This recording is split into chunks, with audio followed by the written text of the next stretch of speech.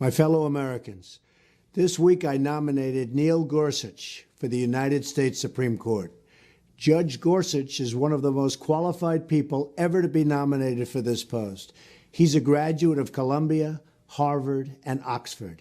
He's a man of principle. He has an impeccable resume. He's widely respected by everyone. And Judge Gorsuch's proven track record upholding the Constitution makes him the ideal person to fill the vacancy left by the late, great Antonin Scalia, a truly fabulous justice. 10 years ago, the Senate unanimously approved Judge Gorsuch's nomination to serve on the 10th Circuit Court of Appeals. I urge members of both parties to support Judge Gorsuch and, in so doing, to protect our laws and our freedoms. This week, we also took significant action to roll back the massive regulation that is devastating our economy and crippling American companies and jobs. That's why I've issued a new executive order to create a permanent structure of regulatory reduction. This order requires that for every one new regulation, 2 old regulations must, and I mean must, be eliminated. It's out of control. The January employment report shows that the private sector added 237,000 jobs last month. A lot of that has to do with the spirit our country now has.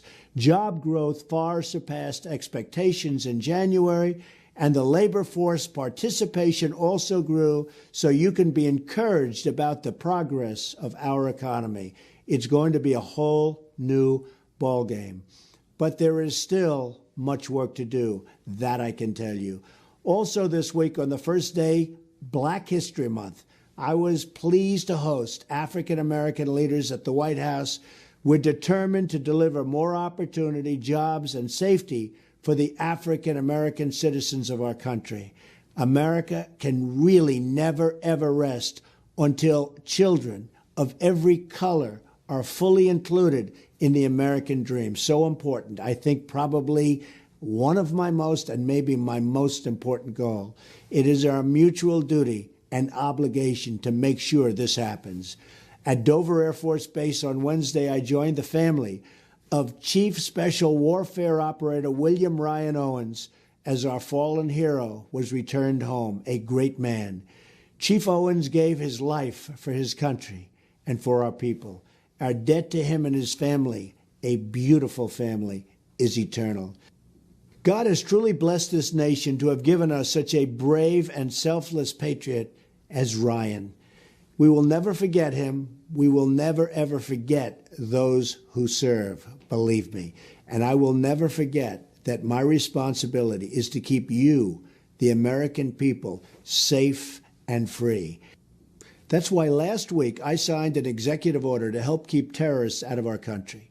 The executive order establishes a process to develop new vetting and mechanisms to ensure those coming into America love and support our people, that they have good intentions.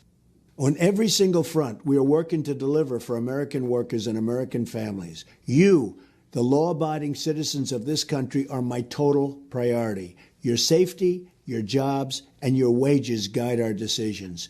We are here to serve you, the great and loyal citizens of the United States of America. The forgotten men and women will never be forgotten again, because from now on, it's going to be America first.